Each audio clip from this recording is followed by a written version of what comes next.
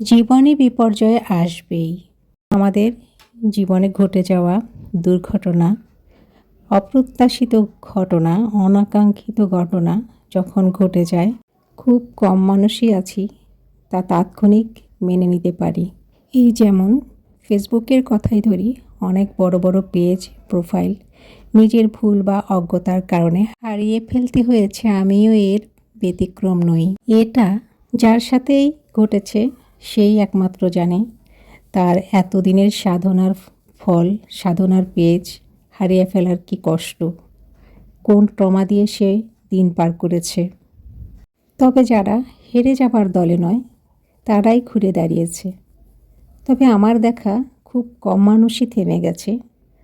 এটা খুব সুখকর একটা বিষয় যে প্রত্যেককেই আমি ঘুরে দাঁড়াতে দেখেছি, এবং তাদেরকে দেখে দেখে আমি অনেক শক্তি, আস্থা এবং সাহস সঞ্চয় করে আবারও আমি আমার পথে হেঁটেছি এবং হাঁটছি।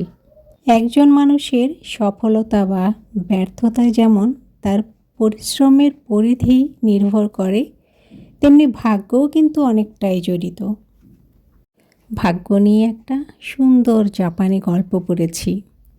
জাপানের তাকামায়া গ্রামে এক জ্ঞানী ও বৃদ্ধ কৃষক বাস করত। কৃষক লোকটির একটা সুন্দর ও শক্তিশালী ঘোড়া ছিল। কৃষিকাজে, ভারী জিনিস বহনে ও নিত্যদিনের চলাফেরায় ঘোড়াটিকে কৃষক ব্যবহার করত। একদিন ঘোড়াটি হারিয়ে গেল। তাকে আর খুঁজে পাওয়া গেল না। কৃষকের স্ত্রীর খুব মন খারাপ, কিন্তু কৃষক লোকটির কোনো অস্থিরতা নেই, তার কোনো আফসোসও নেই। হারিয়ে যাওয়া ঘোড়ার জন্য তার কোনো দুশ্চিন্তা নেই। তাকে দেখে মনে হচ্ছে কোনো কিছুই যেন হারায়নি।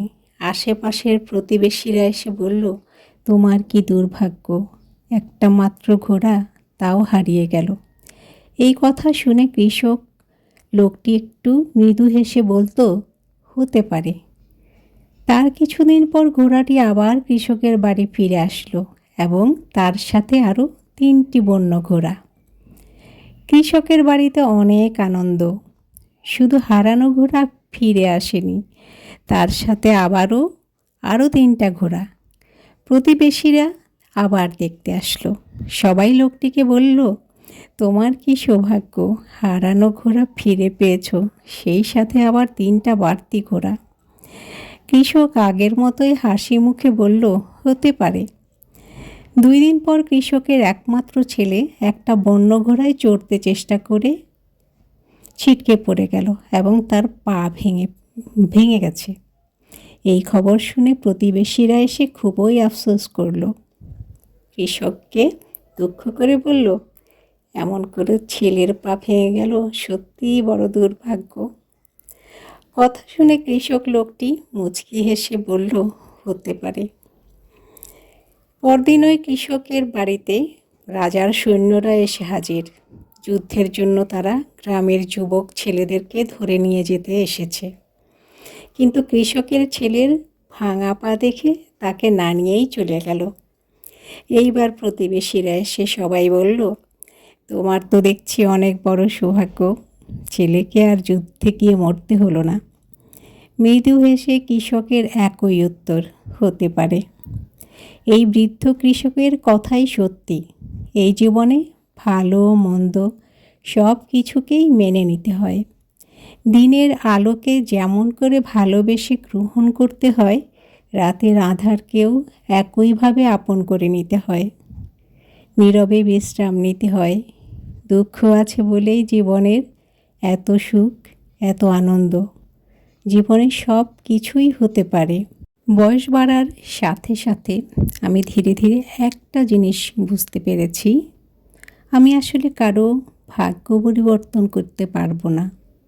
এমনকি কারো ভাগ্য পরিবর্তনের দায়িত্বও আমাকে দেওয়া হয়নি। আমি শুধু একজন মানুষের মঙ্গলের জন্য চেষ্টা করতে পারি, তার জন্য দোয়া করতে পারি। তাই চেষ্টা করি আমার হাতের নাগালের মধ্যে, আমার আশেপাশে কাছে যে মানুষগুলো অসহায় বা অপূর্ণতা নিয়ে দিন যাপন করে, তাদের সহযোগিতা করতে পারি কিনা। ভালো থেকো সবাই।